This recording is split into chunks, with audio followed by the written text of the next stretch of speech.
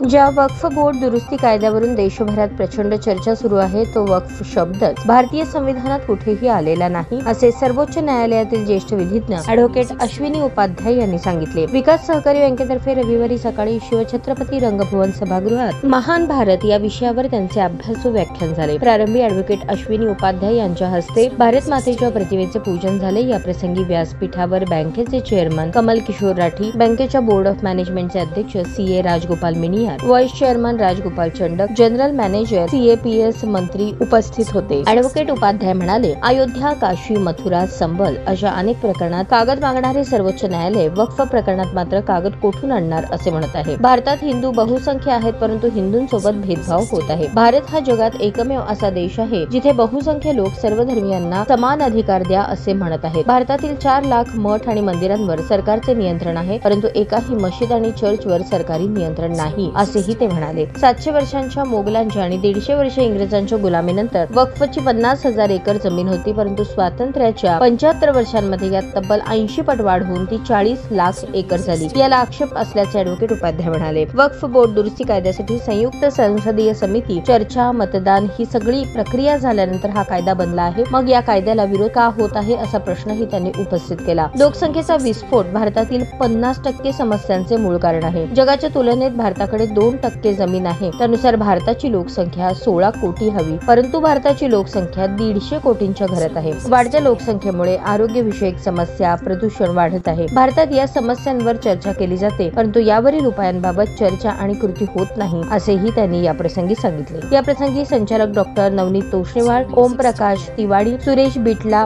राजकुमार राठी, हरिनिवास जाजू, मनीष बलदवा, सुरेश बिटला, राजेंद्र असावा, ज्योती असावा आदी उपस्थित होते। बँकेचे बोर्ड ऑफ मॅनेजमेंटचे अध्यक्ष CA राजगोपाल मिनियार यांनी प्रास्ताविक केले। संचालिका अनुराधा चांडक यांनी सूत्रसंचालन आणि आभार प्रदर्शन केले।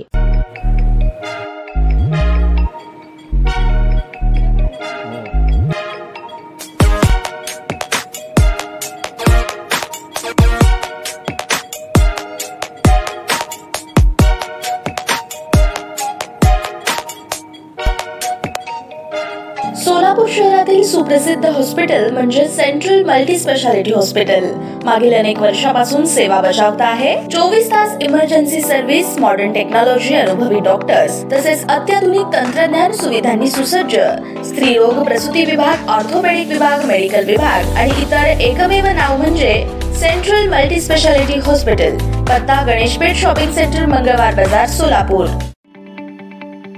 ताज्या बातम्या पाहण्यासाठी प्राईम महाराष्ट्र न्यूज चॅनलला सबस्क्राईब करा।